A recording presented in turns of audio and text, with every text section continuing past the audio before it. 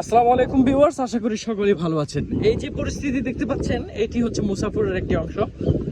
মুসাফুর আদর্শ গ্রামের এই জায়গাটি আমরা যখন শীতকালে শীতের মৌসুমে এসেছিলাম তখনও ছিল শুকনো।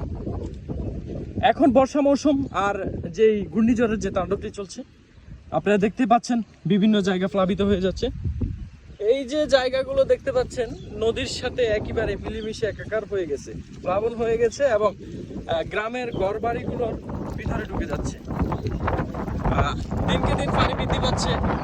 এই যে আপনারা দেখতে পাচ্ছেন গ্রামের দুর্বিষহ সময়গুলো, এই যে দেখতে পাচ্ছেন। এই জুতা তাহলে নিয়ে পেলাম হাতে নাও। এই হচ্ছে পরিস্থিতি, প্রচন্ড বাতাস আর এই যে দেখতে পাচ্ছেন, আর একটু বৃষ্টি হলেই এই যে দেখতে পাচ্ছেন প্রায় ঘরবাড়ি ছুঁই ছুঁই অবস্থা।